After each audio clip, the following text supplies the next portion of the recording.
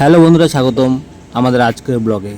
আজকে আমরা সবাই মিলে বিশ্বকর্মা পূজা করছি। আসুন আপনাদের দেখাই আমাদের ছোট্ট আয়োজন। পুজো শুরু করার আগে আমরা সবাই মিলে আমাদের সমস্ত প্রয়োজনীয় জিনিসপত্র, বোর্ড সরঞ্জাম এবং যেই সমস্ত জিনিসপত্র আমাদের রেস্কিউ কাজে ব্যবহার করা হয় সেই সমস্ত জিনিসপত্র আমরা সুন্দরভাবে ধুয়ে পরিষ্কার করে নিলাম। একসাথে এইভাবে কাজ করার মজাটাই আলাদা। যেই রুমে পুজো হবে সেই রুমটাও আমরা ভালোভাবে পরিষ্কার করে ধুয়ে নিলাম। পরিষ্কার হয়ে গেলে আমরা সাজালাম আমাদের পুজোর সমস্ত জিনিসপত্র, ফুল, ফল, ধূপ এবং প্রসাদ। সব প্রস্তুতি শেষে শুরু করা হলো পুজো। প্রতিটি ছোট জিনিসকে আমরা গুরুত্ব দিয়ে সাজালাম যেন পূজার পরিবেশটা সুন্দর এবং পবিত্র লাগে। সব প্রস্তুতি শেষে আমরা সবাই একে একে তারপর সবাই মিলে ঠাকুরকে প্রণাম করা শুরু করলাম।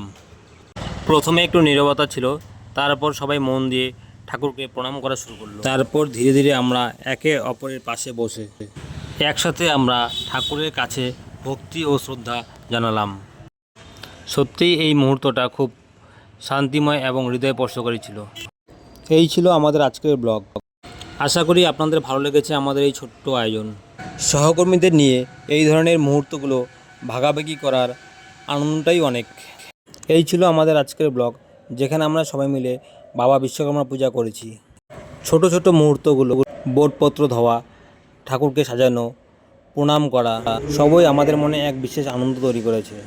আশা করি আপনাদের সঙ্গে আমাদের এই আনন্দ ভাগাভাগি করতে ভালো লেগেছে। সবাইকে আবারও বিশ্বকর্মা পূজার অনেক শুভেচ্ছা। এই ভিডিওতে আবার দেখা হবে। শেষ পর্যন্ত হাসি মুখে থাকুন এবং সতর্ক থাকুন।